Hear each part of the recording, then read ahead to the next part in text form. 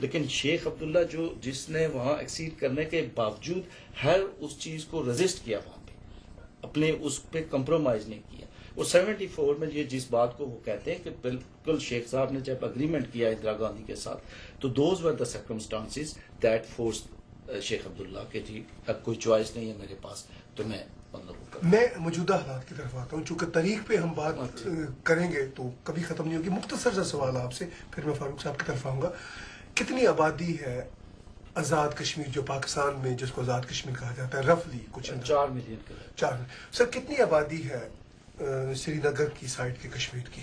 8 million total ملا کے 12 million افراد پہ مشتمل یہ خوبصورت. نہیں پھر جموں ہے اس میں اور گلگت بلتستان جس کو آپ اس کا سمجھتے ہی نہیں تو وہ ہے مطلب، لیکن اب تو 14 ملین کے لگ بھگ 12 سے 14 ملین.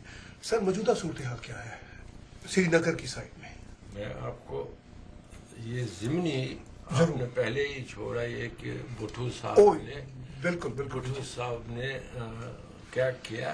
دیکھیے جی، بھٹو صاحب کو آپ شہید بھٹو کہتے ہیں اور کہتے ہیں کہ وہ جی بڑا ڈیموکریٹ تھا.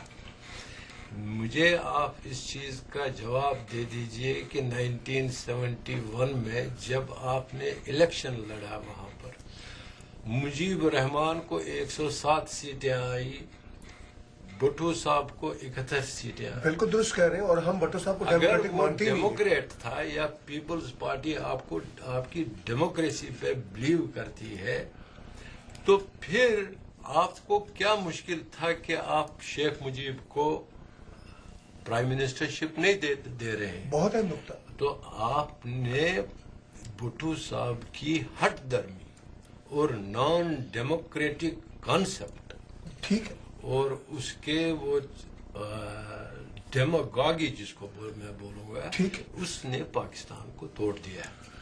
اب آپ آرمی پر بلیو کر لیجیے، آرمی پر اس کا یہ ڈالیے.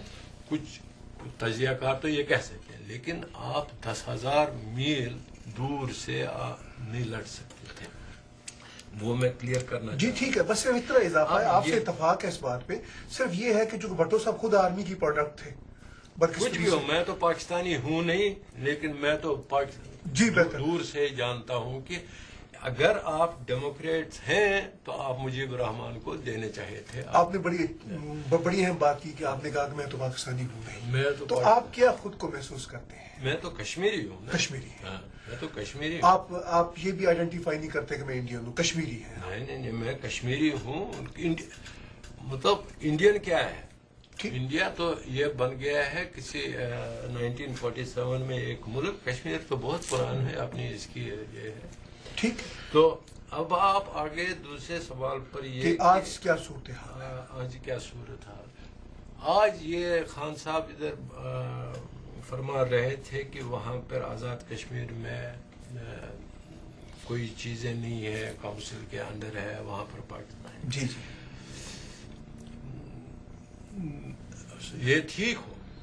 آزاد کشمیر میں میں گیا ہوں وہاں پہ آزاد کشمیر میں میں اتفاق کر سکتا ہوں کہ ایسی چیزوں کے ساتھ کہ وہاں پہ ڈیموکریٹک رائٹس نہیں ہیں، سول لبرٹیز کے رائٹس نہیں ہوں گے. لیکن آپ اس ہندوستان کے انڈر جو کشمیر ہے جس کو ہم آکیپائڈ کشمیر کہتے ہیں، 8 لاکھ فوج وہاں پہ سڑکوں پہ، وہاں پہ گاؤں میں، وہاں پہ کسی بھی شاہراہ پہ، کسی بھی اسٹریٹ پہ آپ جائیے آپ کو 8 لاکھ فوج دکھائی دے گی. Come back. آج 26 جنوری ہے، ریپبلک ڈے ہے ہندوستان کا، مبارک ہو ان کو، ہمیں اسے کوئی یہ نہیں ہے. لیکن پورا کرفیو لگایا ہے انہوں نے آج کشمیر کے اندر. کیوں؟ کون سی ڈیموکریسی؟ ابھی تک کوئی 1.5 لاکھ لوگ وہاں پہ مارے گئے ہیں. کیا ڈیموکریسی اسی کا نام ہے؟ یہاں پر ہندوستان کے پرائم منسٹر صاحب منموہن جی آگے کانگریس میں، یونائٹڈ اسٹیٹس کے کانگریس میں 2005 میں انہوں نے وہاں پہ ایک लेक्चर किया, हाउस ऑफ दोनों हाउसेस को ऑडियंस थी, वहां पे उन्होंने फरमाया कि democracy is not what is written in the constitution. Democracy is how it functions. मैं उनसे सिर्फ इतना सवाल पूछता कि जय मनमोहन जी, क्या डेमोक्रेसी में कोई 1 लाख लोगों को मारेगा, अपने ही लोगों को? हम कनाडा में हैं, यहाँ पर इतनी इथनिक लोग हैं, क्या आप इमेजिन कर सकते हैं कि आपके सिटीजन को यहाँ की आर्मी या पुलिसमैन शूट करेगा और उस पुलिसमैन को अदालत लटकाएगी, पूछगछ नहीं करेगी? यानी सूरत हाल बड़ी गंभीर है और बड़ी तशवीशनाक है कि हिंदुस्तान कश्मीर को एक कॉलोनी समझ रहा है, ये स्टेट नहीं। अगर ये स्टेट समझता, जस्टिस देता, तो शायद लोग सोचते भी कि भाई हाँ, हमें बेहतर है हिंदुस्तान की, पाकिस्तान की आजाद। उनको पाकिस्तान मालूम, आपको पाकिस्तान मालूम है क्या है, कश्मीरियों ने पाकिस्तान को नहीं देखा है। लेकिन जब आप ये कंपेयर कर लें कि आजाद कश्मीर और मकबूजा कश्मीर, आजाद कश्मीर में आपको पाकिस्तान आर्मी नहीं आ रही है और 1 लाख 1.5 लाख लोगों को नहीं मारा है। पाकिस्तान आर्मी उधर कुछ भी कर सकती हो, पाकिस्तान की एडमिनिस्ट्रेशन कुछ भी कर सकती हो, वो तो आपका कसूर है। जो आज़ाद कश्मीर में अरबाब हुकूमत जो है, उनका कसूर है कि वो असर्ट नहीं कर सकते हैं, वो एजेंट बन गए हैं उनके। लेकिन एक चीज ये है कि वो आपको आपके जानो माल का तो नुकसान नहीं हो रहा। ये आपका मौक़िफ़ है। मैं आपकी बातचीत सुनूंगा और हम प्रोग्राम के आखिरी हिस्से में जाने को हैं और वहाँ हम सोल्यूशन की बात भी करेंगे। नाज़रीन हमारे साथ रहिएगा।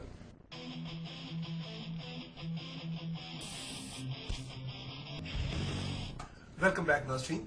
जैसा कि अब तक आप मुलाहिज़ा फरमा चुके हैं कि हम कश्मीर के सुलगते मसला पर बहुत सुलगती बातें कर रहे हैं और मैं अब मुमताज़ खान साहब की तरफ आता हूँ। जो नुक्ता एतराज़ात फ़ारूक सदीक़ साहब ने उठाए, और पहली बात तो ये कि आप क्या समझते हैं कि आज़ाद कश्मीर में क्या सूरत हाल है। अगरचे आप आज़ाद कश्मीर में पले बड़े और कनाडा में साल हर साल से रह रहे हैं, लेकिन श्रीनगर कभी आपको जाने का इत्तेफाक हुआ?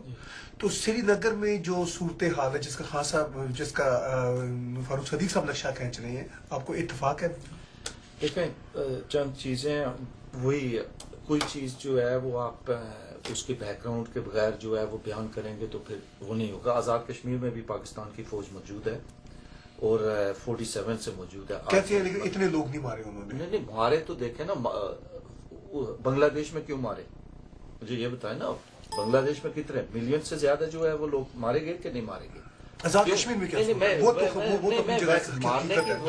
मैं देखे ना, बैकग्राउंड देखना होता है। बैकग्राउंड ये देखना होता है कि मैं कश्मीर की जो है वो इंडिपेंडेंस की, जब मैं ग्रेड 10 का स्टूडेंट था, मैंने उस वक्त से शुरू की। हम जेलों में भी गए और 1979 की बात कर रहा हूँ, तब से जो है ना हमने कोई मतलब बाद में चीजें वो नहीं देखी हैं।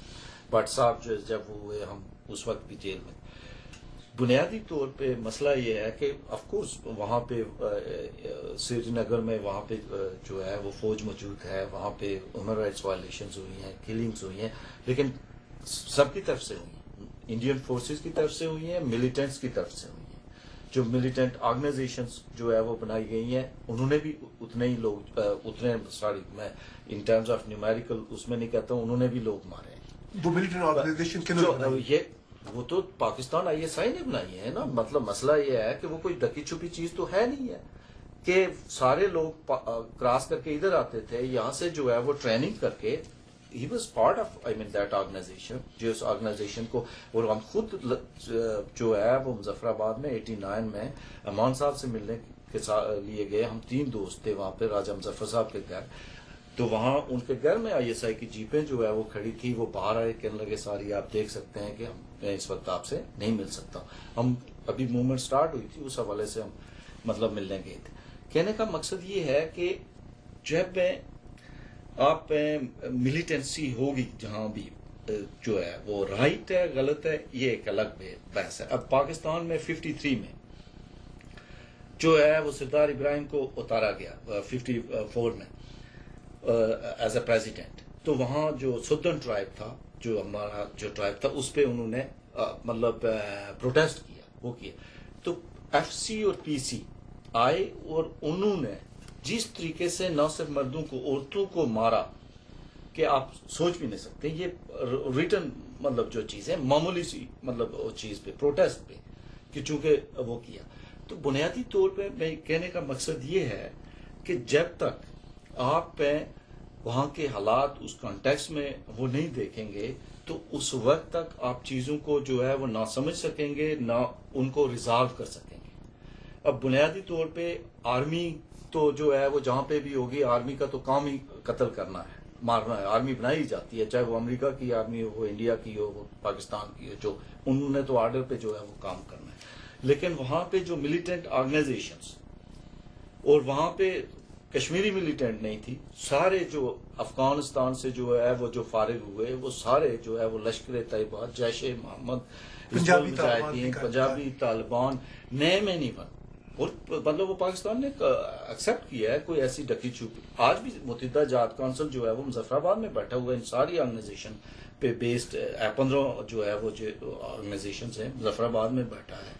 اور جو امان اللہ خان آج بھی مطلب سپریم ہیڈ لبریشن فرنٹ کے انہوں نے اپنی جہاد مسلسل جو ان کی بک آئی ہے انہوں نے لکھا ہے کہ ہمارا ISI کے ساتھ معاہدہ تھا کہ جو ہے وہ یہ کریں گے. انہوں نے ہمیں بعد میں جو ہے وہ دھوکہ دیا.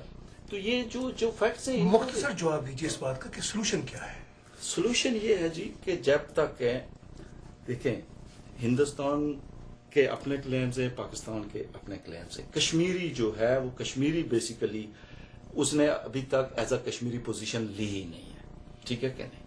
اور کشمیر چونکہ Kashmiri so polarised because of different administration. اب گلگت بلتستان ہے جس کا کسی کو پتہ ہی نہیں ہے جس کا اسٹیٹس کو کوئی جانتا ہی نہیں ہے جس کو پاکستان نے کمپلیٹلی اس سے جو ہے وہ ڈیٹیچ کیا ہوا ہے جہاں کسی کو کوئی مطلب اس طریقے سے رائٹس ہی نہیں ہے. تو جب تک ہم پورے ایشو کو مطلب آپ ہولسٹک اس پرسپیکٹو میں نہیں دیکھتے ہیں تو اس وقت تک آپ کبھی بھی وہ نہیں کر سکتے ہیں. چونکہ کوئی اب حریت کانفرنس وہاں بنی ہوئی ہے وہ کہتے ہیں جی ہم نمائندے. اب کس کیپیسٹی میں جو ہے وہ نمائندگی کا جو ہے وہ کلیم کرتے ہیں. دوسرا جو ہے وہ کہتا ہے میں نمائندہ ہوں. تیسرا یہ کہتا ہے میں نمائندہ ہوں. تو بنیادی طور پہ تینوں پارٹیز جو ہے وہ جب تک اوور آل سب کشمیری جو ہے وہ آن دا بورڈ نہیں ہوگا اور پھر اس میں جو پاکستان کے اندر جو پرابلمز ہیں ملٹری ورسز سویلین گورنمنٹ چونکہ پاکستان میں آپ کس کے ساتھ مذاکرات کریں گے مجھے یہ بتائیں. وہ اپنی جگہ آپ جو ہے وہ نواز شریف نے معاہدہ کیا بھٹو نے معاہدہ کیا ضیاء نے آ کے اس کو توڑا. نواز شریف نے معاہدہ کیا مشرف نے آ کے اس کو توڑا. ابھی کوئی انہوں نے وہ ٹریڈ جو ہے وہ موسٹ فیورڈ نیشن کا وہ کیا اس پہ وہ دفاع پاکستان ایک کونسل بنی ہوئی ہے انہوں نے جو ہے وہ کیا. تو سولوشن مشکل ہے جو نظر ہی نہیں آتی ہے کہ آپ جو ہے وہ کوئی فیصلہ لے سکیں. آپ فرماتے ہیں سولوشن کی بنیادی کڑی یہ ہے کہ کشمیری اپنے آپ کو کشمیری سمجھیں. آپ سولوشن سر کیا سمجھتے ہیں اور کس طرح ممتاز خان صاحب کی باتوں کو جواب دیتے ہیں. ایک چیز پہ میں متفق ہوں کہ نہ ہندوستان اور نہ پاکستان اس لیول اور اس سوچ پر پہنچے ہیں ابھی ایک ملک کی حیثیت سے جہاں پر کہ یہ کچھ فیصلہ کر سکتے ہیں کشمیر کے بارے میں.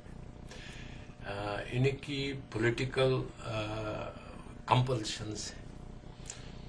نواز شریف ہو پرویز مشرف ہو یا کوئی بھی پارٹی ہو پاکستان میں ان کی اپنی کمپلشنز ہیں. کشمیر کے بارے میں اگر انہوں نے کوئی لیننسی چھوڑی تو وہ پولیٹیکلی خراب ہو جائیں گے. وہ ان کا اسٹیبلشمنٹ کے ساتھ ایک دڑاٹ بن جائے گی. ہندوستان میں بھی یہی مسئلہ ہے کہ اگر کانگریس نے کچھ کیا تو بھارتیہ جنتا پارٹی اس کو ختم کرے گی اور بھارتیہ جنتا پارٹی نے اگر کوئی